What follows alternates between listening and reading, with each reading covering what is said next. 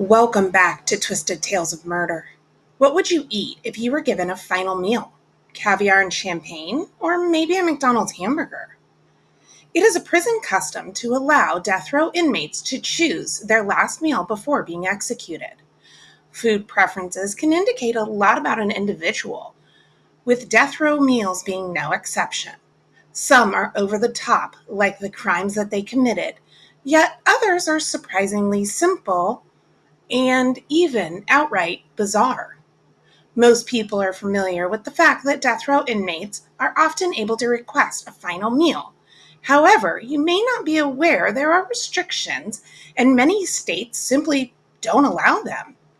There are other restrictions such as availability. Inmates are typically asked for their food request 1 to 2 days before their execution. If it can't be obtained, then the request is denied. So clearly, an inmate in Florida could not request a double-double and a fries animal style from the In-N-Out burger chain, as the chain doesn't exist in Florida. Other prisons limit food requests to only what the prison has already. Ramen noodles, anyone? There are also other ingredients that are banned, such as alcohol. There goes my champagne idea. Similarly, they cannot request inedible items like dirt, which someone has done. There are also monetary restrictions, and most commonly, it's limited to around $40. I think that seems a bit high. Did they give their victims such a luxury? Other rules and restrictions include not allowing a home cooked meal to be brought in. Clearly. Yet, the most common last meals are cheeseburger, fries, pizza, soda, and ice cream. But before we dive into some notorious killers' final meal, make sure to like, comment, and subscribe. I have a goal of 1,500 subscribers before August 1st. Help me meet that goal by joining the Twisted Tales of Murder family.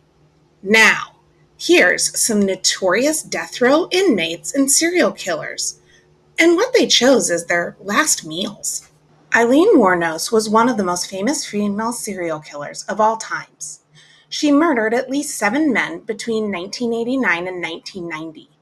She was a prostitute in Florida and killed middle-aged men, leaving their bodies along the highway.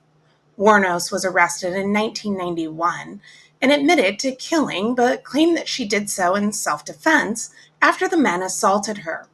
However, in 1992, when she was convicted and sentenced to death, she finally admitted that she killed the men for profit, not as an act of self-defense. When asked about her final meal, she denied a special request and opted for the regular prison meal of a hamburger and snacks. And she had a cup of coffee to top it off. In 1979, Marin Albert Pruitt was given $500 and the alias Charles Sonny Peterson, and was put into federal witness protection for testifying about a murder in the federal prison system in Atlanta. Pruitt then used his new alias to kill 5 people, including his own wife. He said that he committed the murders to fund his cocaine addiction. He was found guilty and sentenced to death by lethal injection. He initially considered having a roast duck as his last meal, but opted for Pizza Hut stuffed crust pizza, 4 Burger King Whoppers, French fries, fried squash, fried eggplant, fried okra, a whole pecan pie, and 3 2-liter Pepsi bottles. How did that food not kill him? John Wayne Gacy, also known as the Killer Clown, assaulted and murdered at least 33 boys and young men. He was a regular performer at Children's Hospital and charity events and went as Pogo or Patches the Clown. Gacy committed all the murders inside his ranch home in Illinois. Gacy's conviction for 33 murders by one individual covered the most homicides in U.S. history at the time. Before he was executed by lethal injection, he had a dozen fried shrimp, a bucket of KFC original recipe chicken, fries, and a pound of strawberries as his last meal. Robert Harris was executed at San Quentin State Prison in 1992 for killing 2 teenage boys in 1978. His execution was the first one in California since 1967. For his last meal, he requested a 21-piece bucket of Kentucky Fried Chicken, two large Domino pizzas with no anchovies, a bag of jelly beans, a six-pack of Pepsi, and a pack of Camel cigarettes. Again, how did this meal not give him a spontaneous heart attack? Now, for one of America's most infamous serial killers, Ted Bundy kidnapped, raped, and murdered many young girls and women during the 1970s. After over a decade of denying his guilt, he finally confessed to over 30 homicides. But his true victim count died with him. Before his execution by electric chair in 1989, he declined to have a special last meal. So he was served the traditional last meal. It was a steak dinner, one over easy egg, hash browns, toast, milk, coffee, juice, butter, and jelly. However, he did not eat one bite of that meal. Was he on hunger strike, scared, or was it his last attempt of control and manipulation? Stephen Woods was linked to the murder of Ron Whitehead and Bethania Braz after investigators found DNA evidence and obtained multiple witness accounts. Woods fled across states until he was finally arrested and taken to court. Witnesses testified that Woods lured the two into isolation on the pretense that he was selling them drugs, and instead he killed them because they allegedly knew of other murders he committed 2 months earlier. Before he was executed by lethal injection in 2002, Woods required a 2 pounds of bacon, a large 4-meat pizza, 4 fried chicken breasts, chicken fried steak, 2 hamburgers with bacon on French toast, French fries, garlic bread with marinara sauce, Mountain Dew, Pepsi, root beer, sweet tea, and 2 pints of ice cream. All of this food has to way exceed that $40. And I wonder how much of that food was consumed versus wasted. Double murderer Thomas Grasso strangled an 87-year-old woman with her Christmas tree lights on Christmas Eve in 1990. He also murdered an 81-year-old man and stole his Social Security checks 6 months later. His final meal was 2 dozen steamed mussels, 2 dozen steamed clams, half a dozen barbecue spare ribs, a double cheeseburger from Burger King, half of a pumpkin pie with whipped cream and strawberries, 2 strawberry milkshakes, and a 16-ounce can of SpaghettiOs served at room temperature. That might be the strangest combination of food ever. Next up is Ruth Schneider, who had made at least 7 attempts to kill her emotionally and physically abusive husband, Albert. But she was finally successful on March 20th, 1927, when she and the man she'd been having an affair with strangled her husband and stuffed his nose with chloroform-soaked rags. They staged his death to be part of a burglary, but she was caught and sentenced to death. That seems a bit extreme to me. Before she was put to death by the electric chair, her last meal was chicken parmesan with Alfredo pasta, ice cream, 2 milkshakes, and a 12-pack of grape soda. Next up is the Gainesville Ripper, Danny Rolling. He was a serial killer who was sentenced to death for killing 5 students in Florida in the 90s. He later confessed to also committing a triple homicide in Louisiana, raping several of his victims and even attempting to murder his own father. Before Rolling was executed by lethal injection in 2006, his last meal was butterfly shrimp, lobster tail, a baked potato, strawberry cheesecake, and sweet tea. How very Southern of him. Hauptmann committed what was deemed as the crime of the century when he kidnapped and murdered Charles Lindbergh's 20-month-old son, The killer insisted that he was innocent, but was convicted of first-degree murder and executed via electric chair in 1936. Hauptmann requested celery, olives, buttered peas, chicken, French fries, cherry, and a slice of cake as his last meal on death row. The Freeway Killer was an American serial killer and sex offender. This twisted man raped, tortured, and murdered at least 21 young boys and men in California from May of 1979 to June of 1980. He is also speculated to have committed at least 15 more murders.